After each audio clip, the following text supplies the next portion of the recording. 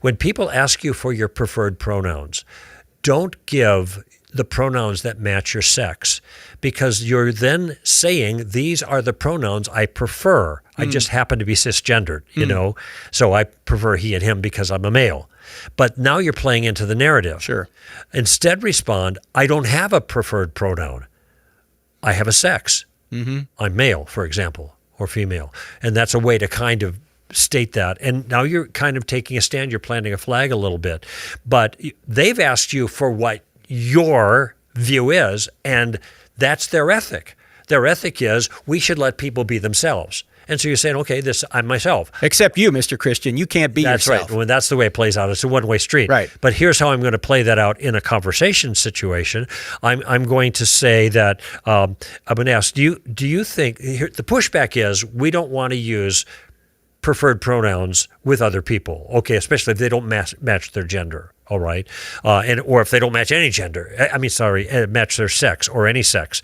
That's all crazy stuff. You know, oh, gender's flexible. No, it's not. Your imagination is flexible. Gender's not flexible. You know, you don't get assigned. You don't assign, pardon the reference here, no one assigns, no doctor assigns a penis or a vagina. You know, that's part of the basic equipment, okay? Right. It's the structure of reality. But we're getting pushed to go along with a narrative that is against our views, but it isn't just against our views. It's against the structure of reality. It's foolishness, and it's not good for the people who are pursuing this individually, gender dysphoric people. And so, but why do we have to do that? Because we have to be nice.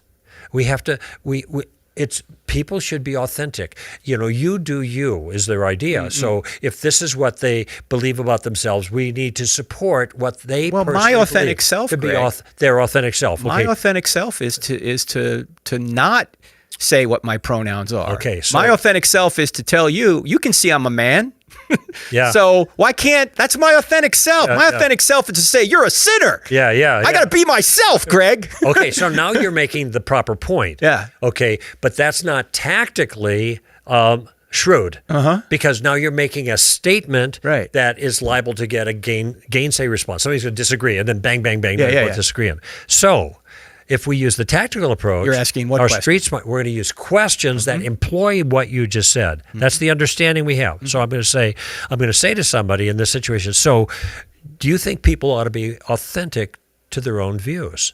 Of course we do. That's why I'm in favor of supporting these people who are trying to be authentic to themselves. Okay. So I have another question for you, if you don't mind. And that is, when a Christian says one thing, but he does another.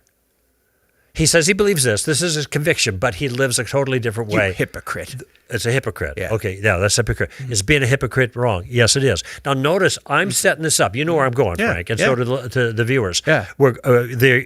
I'm setting him up. He's putting all this stuff on the table. He's not going to be able to take it back because he put it there in response to my questions. And then I said, okay, now, final question. Why are you asking me or demanding, pressuring me to be inauthentic to my own convictions and essentially asking me to be a hypocrite? Okay, there's the question. Now, what happens now? The ball just went in his court and it's his turn. Pressure's off me. It was all questions, but I was able to make the point with questions. Now he's got to respond.